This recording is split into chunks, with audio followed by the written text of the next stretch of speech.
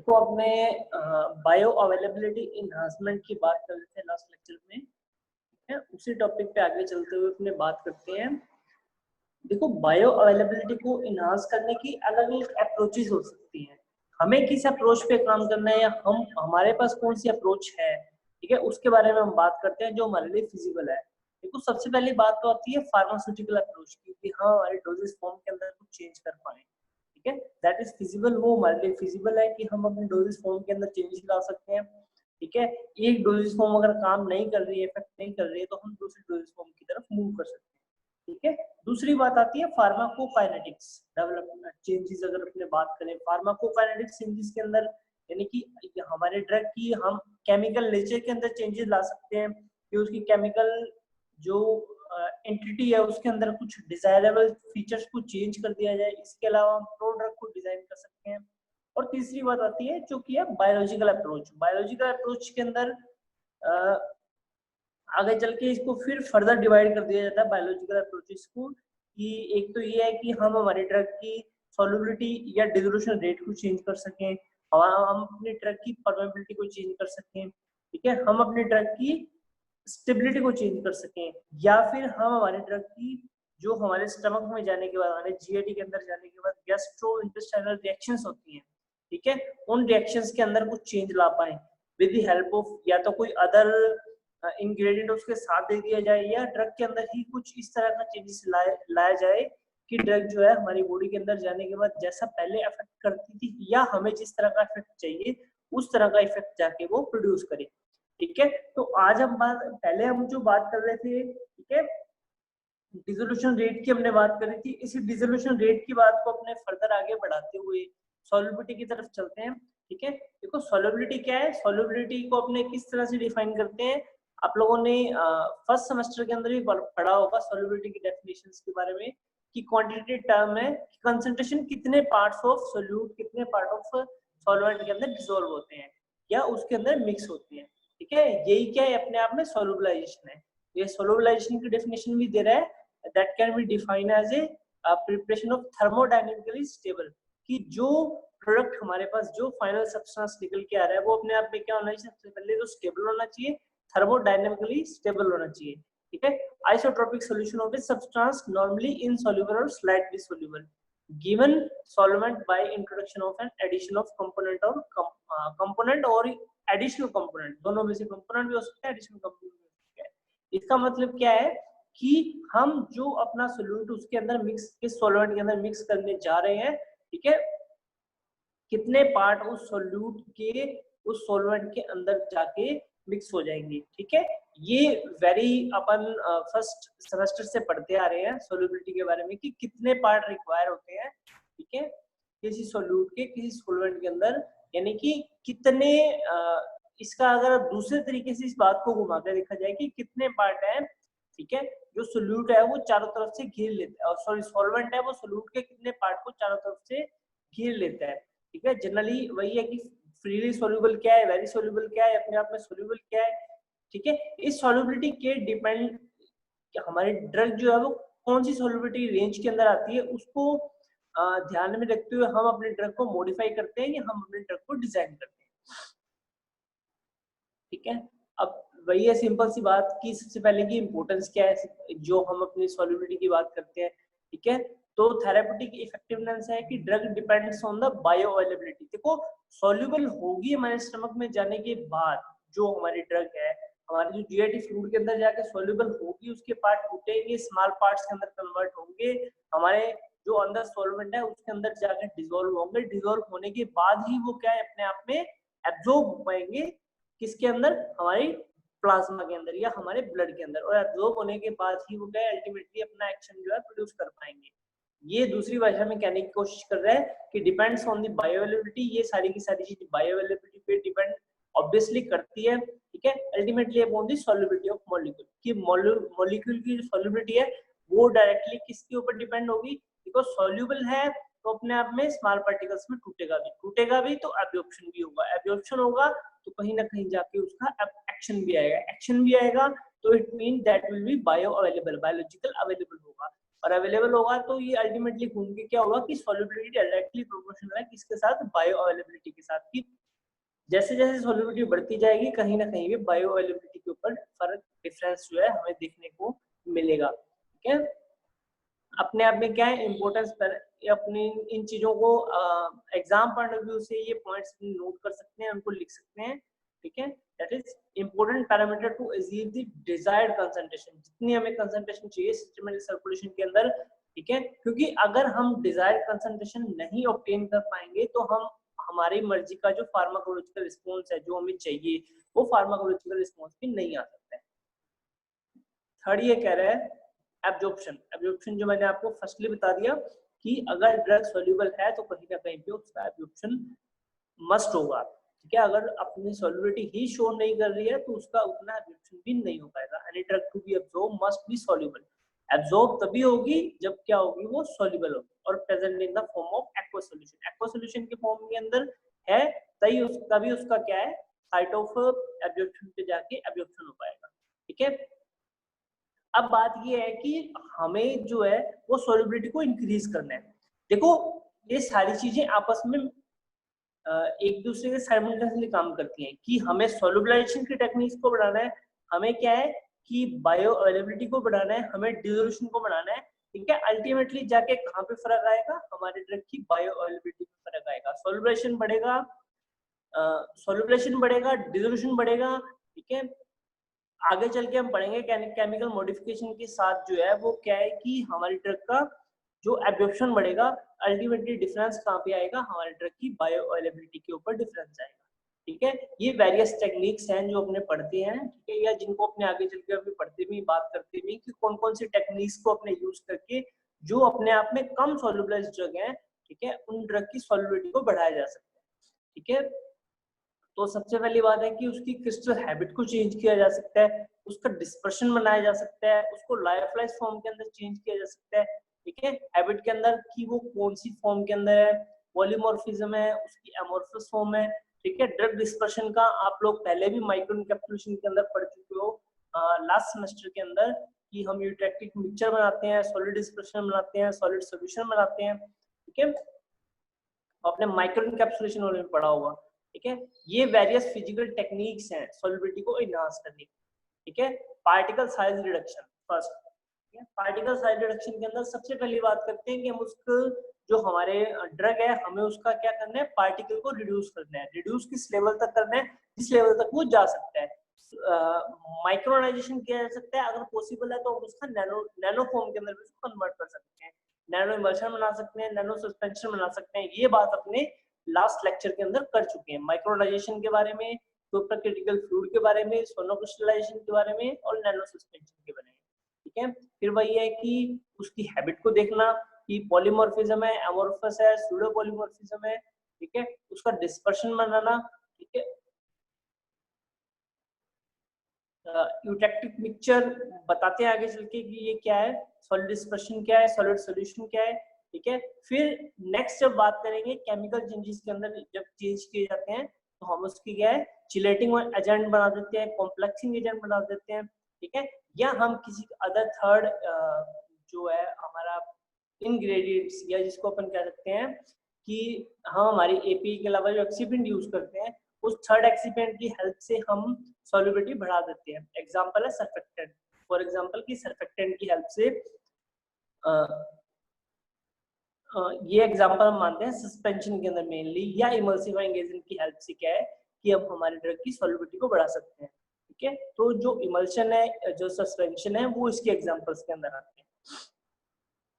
सबसे पहले बात करते हैं हम क्रिस्टल हैबिट्स की। ठीक है, पॉलीमॉर्फिज्म। देखो पॉलीमॉर्फ क्या है, पॉलीमॉर्फ दो जो एग्जिस्ट करता है वो दो फॉर्म के अंदर एग्जिस्ट करता है, स्टेबल फॉर्म के अंदर और मेटास्टेबल फॉर्म के अंदर। जो स्टेबल फॉर्म है, ठीक है, उसके अंदर क्या रहता है, जनरली एक्वस जो सॉल्युबिलिटी है वो कम रहती है। ठीक है, और जो मेटास्टेबल फॉर्म है, ठीक है, उसका वो अपने आप में क्या होती है, हाई एक्वस सॉल्युबिलिटी होती है। ठीक है, तो बात ये है कि हम इसको चेंज कैसे कर पाते हैं वो अपने पढ़ते हैं इसके अंदर आगे। ठीक है, इसके एग्जांपल्स की बात करें तो एग्जाम पॉइंट ऑफ व्यू से अपने ये चीज नोट भी कर सकते हैं। ठीक है, एक ड्रग की बात करें राइबोफ्लेविन है। ठीक है, तो ये आपकी जो बर्बांकर बुक है उसके अंदर भी शायद इसका एग्जांपल दिया हुआ है, ठीक है। तो ये ग्राफ फॉर्म के अंदर दिया हुआ है, ठीक है, कि इसने तो एग्जांपल दिया पॉलीमॉर्फिज्म फॉर्म थर्ड, ये जो मेटास्टेबल फॉर्म है राइबोफ्लेविन की वो मोर स्टेबल होती है, ठीक है, किसके कंपैरिजन में, फॉर्म फर्स्ट के, ठीक है। ये फॉर्म को चेंज करने के ये एक एग्जांपल के तौर पे हम यूज कर सकते हैं एग्जाम पॉइंट ऑफ व्यू से अगर अपने बात करते हैं, ठीक है। एमोर्फस फॉर्म, ठीक है, एमोर्फस फॉर्म क्या है कि अपने आप में क्या रखते हैं, ग्रेटर एक्वा सोल्युबिलिटी, वाटर के अंदर सोल्यूबल होने की जो एफिशिएंसी है उसके अंदर कहीं ना कहीं ज्यादा होती है rather than the polymorphism, polymorph form, ठीक है, या क्रिस्टलाइन फॉर्म की अगर अपने बात करें तो, ठीक है। ये क्यों होता है, बिकॉज एनर्जी रिक्वायर, जो एनर्जी रिक्वायर होती है, ठीक है, to transfer the molecule from crystal, ठीक है, क्रिस्टल लेटर टू उसको सोल्यूबलाइज, क्रिस्टल को सोल्यूबलाइज कराने के लिए और एक अमोर्फस फॉर्म को सोल्यूबलाइज कराने के लिए, ठीक है, जो अमोर्फस फॉर्म की जब अपने बात करते हैं तो कहीं ना कहीं पे कम एनर्जी की रिक्वायरमेंट होती है उसको सोल्यूबलाइज कराने के लिए, ठीक है। एक तो हम बात करते हैं बिल्कुल सिंपल सा छोटा सा एग्जांपल, ठीक है, हमारे घर में शुगर है, चीनी है, जो क्रिस्टल फॉर्म के अंदर अवेलेबल है, ठीक है, उसको कहीं ना कहीं पे डिसोल्व कराने के लिए अगर हमने वाटर के अंदर उसको डिसोल्व किया है तो कहीं ना कहीं पे ज्यादा टाइम लगता है। हम क्या है कि जो एक जिसको बोलते हैं ना कि बुरा चीनी, या उसको बिल्कुल क्रश करके उसका पाउडर फॉर्म कन्वर्ट करके अगर हम उसको डिसोल्व कराने की कोशिश करते हैं तो ये भी जनरली साइज रिडक्शन के अंदर ही आ जाता है कि अगर मोर साइज की है, ठीक है, तो वहां पे ज्यादा टाइम लगेगा, बट अगर उसका साइज उस प्रॉपर साइज से बहुत ज्यादा हमने रिड्यूस कर दिया है, ठीक है, तो उसको सोल्यूबलाइज होने में क्या है, कम टाइम लगेगा। इसका एग्जांपल इसने दिया है कि amorphous form of novobiocin is 10 time more soluble than crystal form. देखो कहीं ना कहीं पे अमोर्फस फॉर्म क्या है, अपने आप में जो है वो क्या रहती है कि मोर सोल्यूबलाइज, जो सोल्युबिलिटी है वो अपनी ज्यादा जल्दी सोल्यूबल होने की कोशिश करती है। थर्ड बात करते हैं कि हमारा जो है वो पॉलीमॉर्फिज्म किस टाइप का है या किस नेचर का है, वो अपने आप में एक हाइड्रेट है या अपने आप में एक सॉल्वेंट है, ठीक है। Anhydrous form of drug has greater aqueous solubility than hydrate, ये हम जनरली देखते हैं, ठीक है, केमिस्ट्री में भी अपने पढ़ते हैं और लास्ट जो अपने सेमेस्टर से उनमें भी अपन ने पढ़ा है कि जो एनहाइड्रस फॉर्म है वो अपने आप में कहीं ना कहीं पे ज्यादा सोल्युबिलिटी दिखाती है देन दी हाइड्रेट फॉर्म, क्योंकि जो हाइड्रेट फॉर्म होती है उसके अंदर पहले ही या जिसको अपने कह सकते हैं जो हाइड्रेट फॉर्म है वो अपने आप में ऑलरेडी इंट्रैक्शन करके रखा होता है, उसके अंदर कहीं ना कहीं OH मोड होते हैं, प्रेजेंट होते हैं अगर अपने केमिस्ट्री की बात करें तो, ठीक है। इसलिए क्या होता है कि ऑलरेडी ये भी लिख रहा है because of the hydrates are already in interaction with the water, water के साथ उनका कहीं ना कहीं पे पहले से इंट्रैक्शन रहता है, इसलिए क्या होता है therefore have the less energy from the crystal breaker, तो अपने आप में क्या रहती है, कहीं ना कहीं पे एनर्जी कम रहती है क्रिस्टल ब्रेक करने के लिए, ठीक है, rather than the solvent form, ठीक है, जिसको comparison to the anhydrous for further interaction with water, अगर अपने आप में एनहाइड्रस फॉर्म होगी,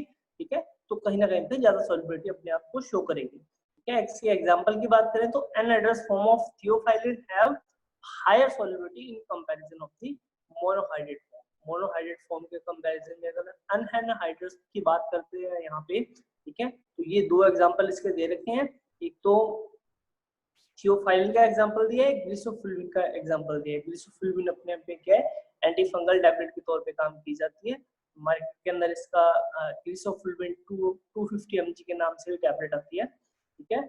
उसका क्या है, chloroform solvent of griseofulvin is more water soluble than the non solvent form के कंपैरिजन में जो उसकी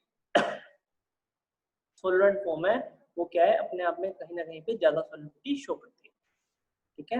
अब जो मेन बात आती है, जो नेक्स्ट बात आती है, नेक्स्ट बात आती है that is the drug dispersion, कि हम ड्रग का डिस्पर्शन करते हैं, ठीक है। इसके अंदर जो very first thing that is eutectic mixture. Eutectic mixture क्या होते हैं, ठीक है, देखो दो ड्रग्स की अगर अपने बात करते हैं, फॉर एग्जांपल यहाँ पे एग्जांपल के तौर पे बात की जा रही है पैरासिटामोल और यूरिया की, अगर अपने आप में ये दोनों ड्रग क्या है, ठीक है, हम क्या लेते हैं कि इन दोनों ड्रग की प्योर फॉर्म को लेते हैं, ठीक है।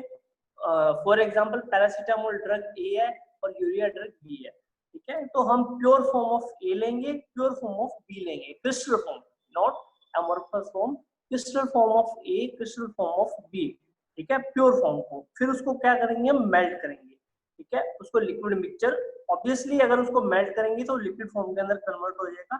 मेल्टिंग पॉइंट के ऊपर, ठीक है, एक रिजनेबल पॉइंट के ऊपर हम इन दोनों मिक्सचर्स को, लिक्विड मिक्सचर्स को मिक्स करेंगे। मिक्स करने के बाद जो कंपोनेंट हमारे पास आएगा, ठीक है, लिक्विड मिक्सचर, इसका liquid mixture of paracetamol and liquid mixture of urea, इन दोनों का जो लिक्विड मिक्सचर हमारे पास रहेगा वो क्या रहेगा, कहीं ना कहीं इन लिक्विड मिक्सचर को हम क्या बोलेंगे, और फिर ये वापस से किस में चेंज हो जाएगा, सॉलिड फॉर्म के अंदर चेंज हो जाएगा, ठीक है। तो इससे हुआ क्या, ठीक है, ये क्या कह रहे हैं कि when the eutectic mixture is exposed to water, water के अंदर अगर हम जब इसको डालेंगे दोनों को मिक्सचर को, the solubilized carrier dissolve leaving the drug in microcrystalline state which solubilize rapidly, ठीक है, कि जो ड्रग की फॉर्म है, ठीक है, फॉर एग्जांपल यहाँ पे पैरासीटामोल को हमें एज ए एपीआई, ये जो हमारा एक्टिव फार्मास्यूटिकल इंग्रेडिएंट के तौर पे यूज करते हैं, ठीक है, तो इसके अंदर क्या है कि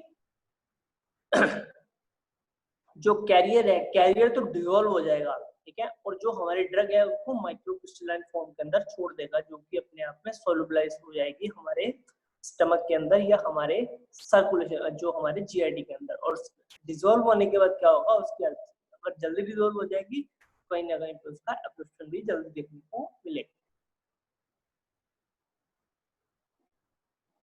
ठीक है।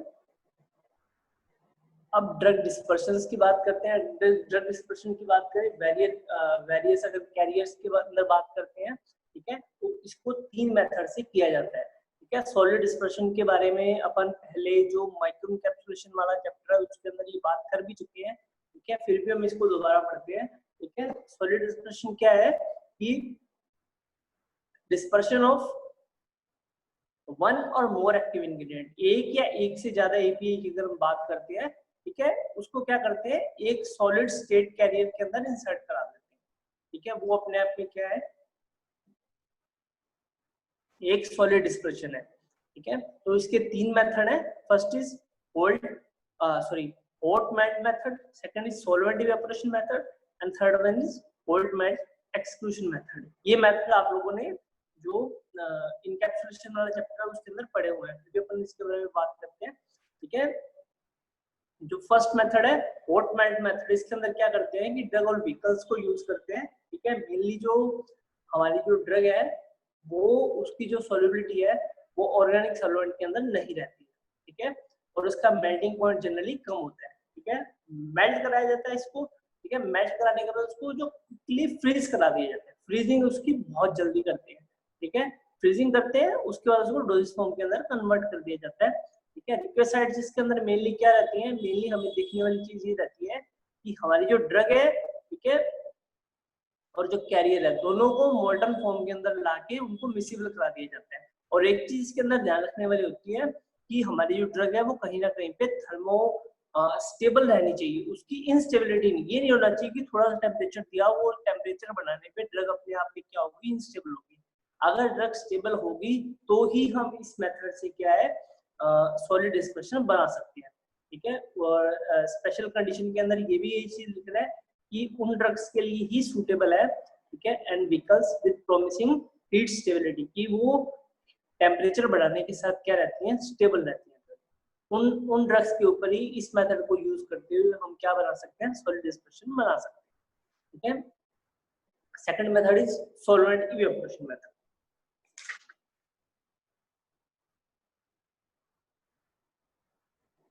सॉल्वेंट इवेपोरेशन के अंदर क्या करते हैं, ठीक है, ड्रग है उसको एक पर्टिकुलर व्हीकल के अंदर लिया जाता है, ठीक है, जो कि ड्रग और व्हीकल दोनों की दोनों क्या है, मेनली एक ऑर्गेनिक सॉल्वेंट के अंदर सॉल्युबल होनी चाहिए, ठीक है।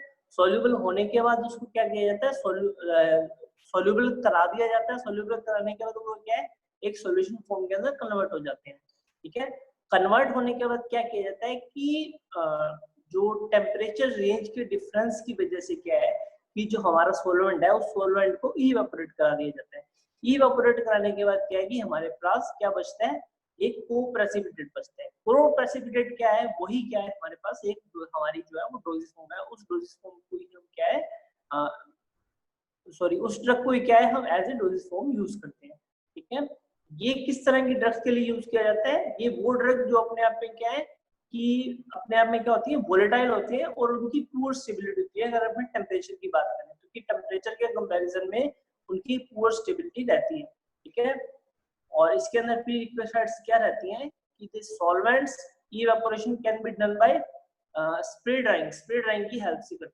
Temperature use from solvent evaporation के लिए जनरली जो टेम्परेचर यूज किया जाता है वो 23 डिग्री सेंटीग्रेड से 65 डिग्री सेंटीग्रेड तक ही किया जाता है। तो ये जनरली शो करता है कि कहीं ना कहीं ड्रग जो है वो हाई टेम्परेचर के ऊपर इनस्टेबल है, इसलिए हम इस मेथड को यूज कर रहे हैं, ठीक है। Third method is hot melt exclusion, ठीक है। इसके अंदर क्या किया जाता है कि जो हमारी क्रिस्टलाइन फॉर्म के अंदर ड्रग है, ठीक है, hot melt exclusion of miscible component result in the amorphous solid solution formation, whereas sorry, whereas extrusion of an immiscible component lead to amorphous drug dispersion in crystalline excipients। यानी कि generally ये अगर हम pictorial form के अंदर देखें, ठीक है, एक टेम्परेचर के ऊपर क्रिस्टलाइन फॉर्म को कहीं ना कहीं पे मेल्ट कराने की कोशिश करी जाती है और उसके साथ ही पॉलीमर को भी मेल्ट कराने की, और उनका क्या है, दोनों का जो मेल्ट एक्सक्लूशन उनको आपस में डिस्पर्स कराने की कोशिश करते हैं। और डिस्पर्स कराने के बाद क्या बनता है, हमारे पास एक सॉलिड एक्सट्रूडेड बनता है और उसको हम क्या है टैबलेट फॉर्म के अंदर या पैलेट फॉर्म के अंदर कन्वर्ट कर लेते हैं, और वही पैलेट या उन्हीं टैबलेट को हम as a solid dispersion drug के तौर पे यूज करते हैं, ठीक है। ये ड्रग कहीं ना कहीं पे अपने आप में अगर सिर्फ अकेली अलोन ड्रग की अलोन एपीआई की बात करें तो अपने आप में इनस्टेबल रहती है कहीं ना कहीं, ठीक है। बट अगर उसको सॉलिड डिस्पर्शन के अंदर चेंज कर दिया जाता है तो with the help of any polymer, किसी भी पॉलीमर की हेल्प से क्या है उनकी स्टेबिलिटी जो है वो अपने सिंपल जो एपीआई है उससे कहीं ना कहीं पे बहुत ज्यादा बढ़ जाती है, स्टेबिलिटी बढ़ जाती है तो लंबे टाइम तक स्टेबल रहता है, ठीक है। और ये एक फार्मास्यूटिकल मेथड भी है ड्रग की स्टेबिलिटी बढ़ाने का। स्टेबिलिटी बढ़ाने का भी स्टेबिलिटी बढ़ती है तो कहीं ना कहीं पे लास्ट में जाके क्या बढ़ती है, बायो अवेलेबिलिटी भी बढ़ती है उस ड्रग की, ठीक है। ये एक पिक्चर फॉर्म है, ठीक है, ये इजी समझ आ जाएगा कि एक्चुअल में हो क्या रहा है, ठीक है। हॉट मेल्ट एक्सक्लूशन के अंदर देखो, ये अगर ब्लू की बात करें तो दैट इज ड्रग, ये हमारा क्या है, एक हमारा ड्रग है और एक हमारा एपीआई है, ठीक है। उनको कहीं ना कहीं मिक्सचर के अंदर डाला जाता है, उनको मेल्ट किया जाता है, मेल्ट करने के बाद उनको क्या है आपस में मिक्स कराया जाता है, मिक्स कराने के बाद उनको होमोजेनियसली डिस्चार्ज करते हैं, डिस्चार्ज करने के बाद उनकी कूलिंग करते हैं, और कूलिंग करने के बाद वो जो हमारे पाउडर फॉर्म ड्रग है, ठीक है, उसको पैलेट्स के अंदर या टैबलेट्स के अंदर कन्वर्ट करने की कोशिश की जाती है, पैलेटाइजेशन किया जाता है due to help of any other machines of tablet compression system जो इसको मेल्ट किया जाता है, पैलेट सिस्टम जिसकी पैलेट भी बनाई जाती है,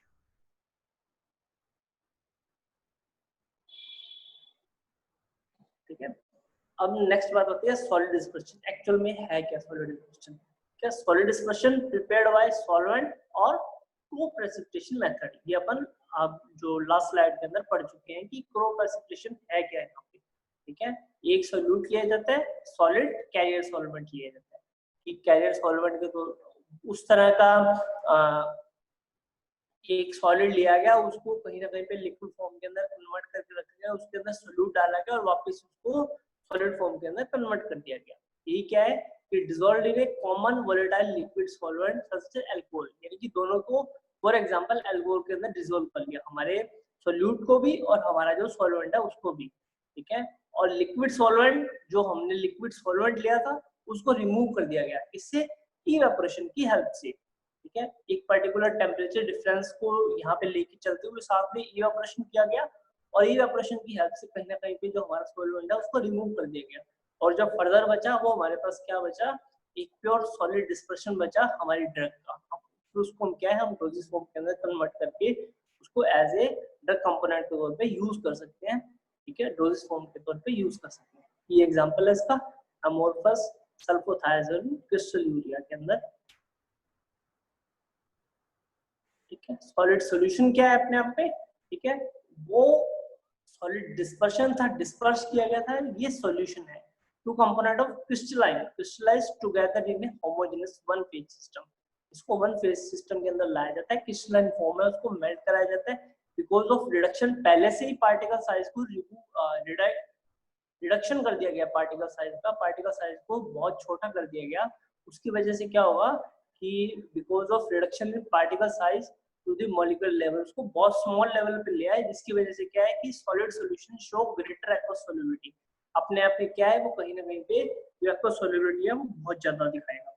ठीक है, ये जो है इसका एग्जांपल है ग्लिसोफुलुइन विद इसको क्या है प्योर ग्लिसोफुलुइन को पॉलीविनाइल प्रोपाइल, एक जो है पॉलीविनाइल पीवीपी अपने यूज करते हैं। ठीक है, उसको वेरियस कंसंट्रेशन के साथ हम ग्लिसोफुलुइन के सॉलिड सॉल्यूशन बनाते हैं। ठीक है, ये इसके अंदर कंसंट्रेशन डिफरेंट भी हो सकते हैं। ठीक है, ग्लिसोफुलुइन 1:5 भी लिया जा सकता है, जिसके अंदर 1 ग्लिसोफुलुइन और 5 का रेशो पीवीपी का, 1:10 भी लिया जा सकता है, 1:20 भी लिया जा सकता है, डिफरेंट कंसंट्रेशन के हिसाब से। जैसे जैसे हम पीवीपी की कंसंट्रेशन बढ़ाते जाते हैं, ठीक है, वैसे वैसे जो है जो जब हम इसको पिक्चरल फॉर्म के अंदर या ग्राफिकल फॉर्म के अंदर इसको चेंज करेंगे, कन्वर्ट करेंगे, तो हम देखेंगे कहीं ना कहीं पे डिसोल्यूशन रेट क्या है अपने आप में इनहांस होती जाती है। जैसे जैसे कंसंट्रेशन बढ़ती जाती है, ठीक है, डिसोल्यूशन रेट भी बढ़ती जाती है। इसका ग्राफ जो है वो आपके भरमांकर बुक के अंदर दिया हुआ है, अगर नहीं दिया हो तो मुझे बता देना। तो मेरे पास भरमांकर है न्यू एडिशन, उसके अंदर है, मैं आपको उसकी पिक्चर क्लिक करके भेज दूँ। लायोफिलाइज फॉर्म के अंदर पहले लायोफिलाइज फॉर्म के बारे में हम पहले से पढ़ते ही आ रहे हैं। ठीक है, कहीं ना कहीं पे जो लायोफिलाइज फॉर्म है वो है मोर जो है एक्वस सॉल्युबिलिटी दिखाती है। ठीक है, amorphous powder with high degree of interaction between drug and carrier, वो क्या है जो उनके बीच में हाई डिग्री ऑफ इंटरेक्शन होगा, उसकी हेल्प से क्या है उसकी जो सॉल्युबिलिटी है कहीं ना कहीं पे बढ़ जाएगी। एग्जांपल है इसका indomethacin having low solubility in water. ठीक है, वाटर के अंदर उसकी कहीं ना कहीं पे सॉल्युबिलिटी लो होती है, बट इनको उसको अगर लायोफिलाइज फॉर्म के अंदर चेंज कर दिया जाता है, फ्रीज ड्राइड फॉर्म के अंदर चेंज कर दिया जाता है, तो इसकी हेल्प से क्या है उसकी सॉल्युबिलिटी बढ़ जाती है। ठीक है, ये कुछ टेक्निक्स थी सॉल्युबिलिटी को बढ़ाने की। ठीक है, इसके अंदर मुश्किल से 2-4 टेक्निक्स आपकी बुक के अंदर हो सकता है अलग से हो। ठीक है, बाकी लगभग जो है वो अपन दोनों स्लाइड्स के अंदर आज वाले लेक्चर में और लास्ट वाले लेक्चर में हम कंप्लीट कर चुके हैं। ठीक है, सॉल्युबिलिटी को इनहांस करने के तरीके। ठीक है,